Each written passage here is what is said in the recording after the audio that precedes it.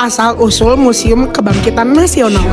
Museum Kebangkitan Nasional menempati sebuah kompleks bangunan bersejarah peninggalan kolonial Belanda yang memiliki luas 5.160 meter persegi dan tingginya mencapai 10 meter ini dahulunya adalah sekolah kedokteran yang bernama Stovia, dibangun atas prakarsa Dr. H.F. Roll, Direktur Sekolah Dokter Jawa pada 1899. Pembangunan gedung yang sempat mandek kembali berjalan setelah mendapatkan bantuan dari 3 orang pengusaha Belanda dari perkebunan di Delhi, yaitu Jansen, Nienhuis, dan Van den Honor. Pembangunan gedung dan asrama pelajar kedokteran selesai pada September 1901. Pada 1 Maret 1902, gedung dengan gaya arsitektur neo-renaissance ini mulai digunakan sebagai Sekolah Kedokteran Bumi Putra atau School of Landing van Inlandse Artsen Stovia, dan setelahnya gedung tersebut menjadi bangunan bersejarah dan beralih fungsi menjadi museum nasional yang diberi nama Museum Kebangkitan Nasional. Museum Kebangkitan Nasional sendiri memiliki 2 bagian besar, yaitu sejarah gedung Stovia dan sejarah kebangkitan nasional yang masing-masing memiliki 11 ruangan. Yang pertama kita bahas adalah sejarah gedung Stovia dulu ya. Yang pertama ada ruang pengajar Stovia. Pengajar Stovia berjumlah 12 orang yang biasanya dibantu oleh asisten pengajar yang berasal dari lulusan pelajar Stovia terbaik. Setiap tahun, pengajar Stovia mengalami perubahan karena ada mendapatkan hak cuti untuk pulang ke Belanda. Pengajar Stovia akan menempati ruang pengajar pada saat menjelang kegiatan pembelajaran, saat istirahat sekolah, dan sesuai kegiatan pembelajaran. Di dalam ruang pengajar Stovia terdapat lukisan aksi solidaritas pelajar Stovia. Ruang pengajar Stovia menjadi tempat rapat dewan pengajar yang membahas masalah Sutomo. Para pengajar berkeinginan untuk mengeluarkan Sutomo karena mendirikan perkumpulan Budi Utomo. Rapat tersebut disambut dengan aksi pelajar Stovia yang minta dikeluarkan juga dari sekolah apabila Sutomo dikeluarkan dari Stovia. Yang kedua, ada ruang direktur Stovia. Direktur Stovia menempati ruang tersendiri, terpisah dari ruang pengajar, karena harus menerima tamu-tamu dari pemerintah untuk membahas permasalahan-permasalahan terkait dengan pembelajaran di Stovia. Salah satu direktur Stovia yang berperan membela R. Sutomo setelah Budi Utomo terdiri adalah Dr. H.F. Roll yang menjabat pada 1901 sampai 1908. Ruang media pembelajaran atau Stovia Faculty Room. Pembelajaran di Stovia lebih menekankan praktek sehingga dibutuhkan media pembelajaran yang memudahkan simulasi dalam pembelajaran. Media pembelajaran ditempatkan dalam ruang tersendiri yang diambil oleh para pengajar pada saat akan memasuki ruang pembelajaran. Ruang pengobatan tradisional atau Hall of Traditional Medicine. Masyarakat Nusantara telah mengenal pengobatan tradisional sejak lama. Pengetahuan tersebut langsung diwariskan secara turun-temurun dari generasi ke generasi.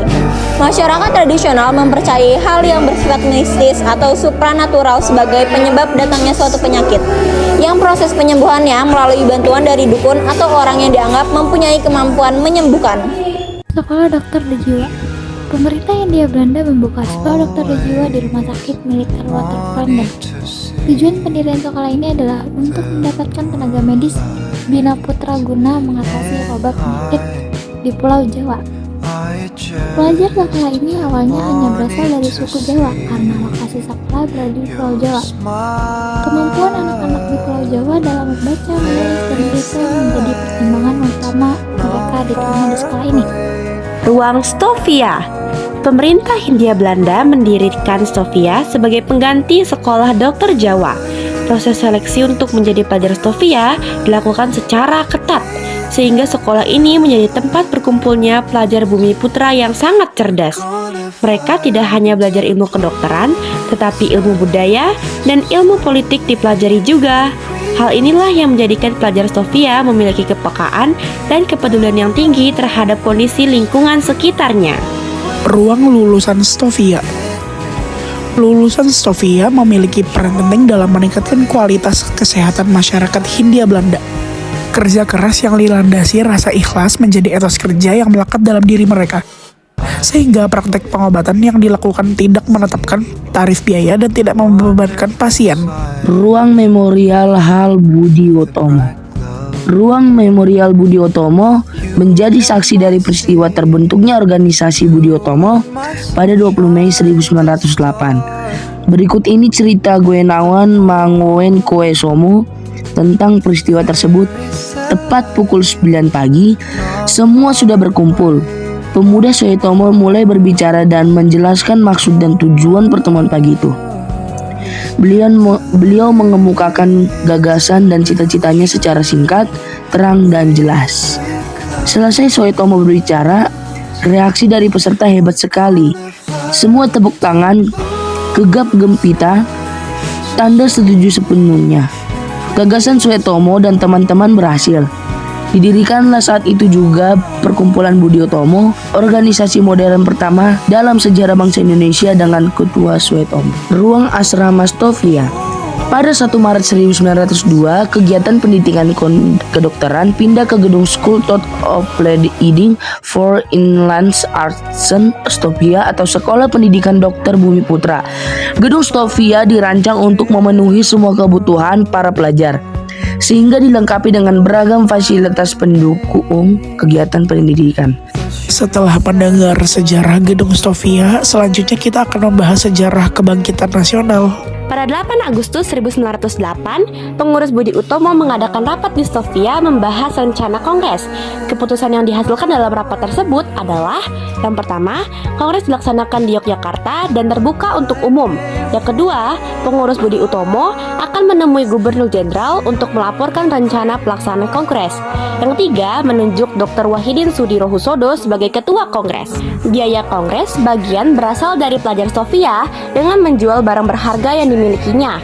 Kongres Budi Utomo pertama berlangsung pada 3-5 Oktober 1908 di Quick School atau Sekolah Pendidikan Guru di Yogyakarta.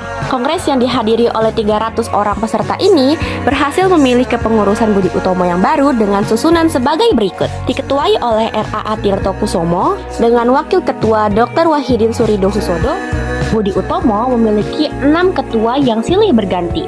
Yang pertama adalah R.A.A. Tirto Kusumo. Yang kedua adalah Pangeran Aryonoto Dirojo. Yang ketiga adalah Rajiman Wedjodiningrat.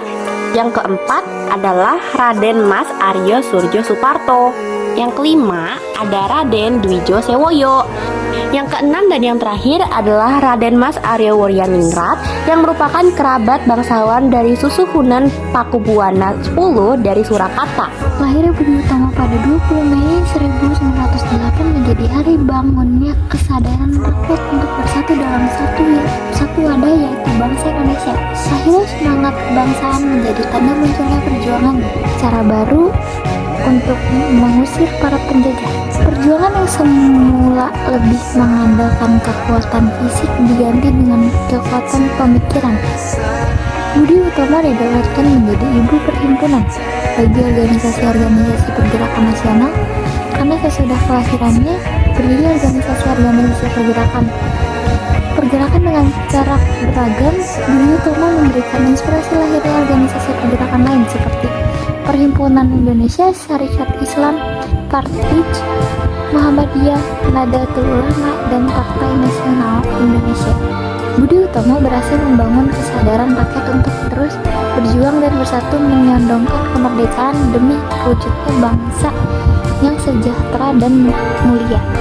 Pendirian Budi Utomo. Stovia atau Sekolah Dokter Bumi Putra menjadi tempat berkumpulnya pemuda-pemuda pribumi yang cerdas dan berwawasan luas. Belajar dan diskusi dengan tema yang beragam menjadi kegiatan rutin yang dilakukan setiap hari. Penderitaan masyarakat akibat penjajahan sering dijadikan sebagai tema diskusi, sehingga dalam diri mereka mulai tumbuh semangat untuk membebaskan masyarakat dari belenggu penjajahan. Kunjungan dari Dr. Wahidin Sudirohusodo pada Desember 1907 menguatkan tekad pelajar Stovia untuk mendirikan organisasi sebagai wadah perjuangan. Rencana mendirikan organisasi disosialisasikan oleh Sutomo ke pelajar Stovia lainnya untuk mendapat tanggapan dan dukungan. Mayoritas pelajar Stovia setuju untuk mendirikan organisasi sebagai sarana untuk mengejar kemajuan masyarakat Bumi Putra. Surat pemberitahuan dan permintaan dukungan terhadap rencana pendirian organisasi dikirimkan juga ke pelajar-pelajar dari sekolah lain yang ada di Bogor, Bandung, Semarang, Yogyakarta, dan Magelang. Pada Rabu 20 Mei 1908, jam 9 pagi, pelajar Stovia di bawah pimpinan Sutomo berkumpul di ruang anatomi untuk musyawarah mendirikan organisasi dan kepengurusannya. Oke, sebelum penutupan ada sesuatu yang spesial nih dari kelompok kita. Kalian pasti udah penasaran banget kan? Oke, langsung aja simak yuk sekarang.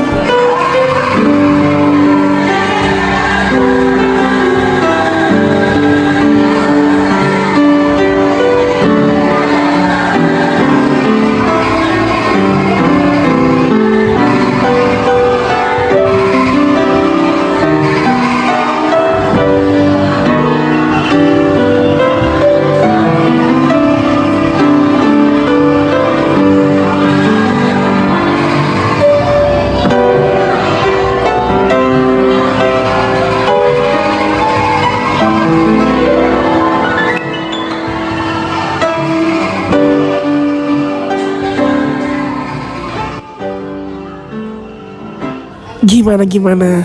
Keren kan? Oke, mungkin sekian dari kami. Semoga apa yang kami sampaikan semuanya dapat bermanfaat dan menjadi pembelajaran bagi kalian semua. Mohon maaf bila ada salah kata. Terima kasih.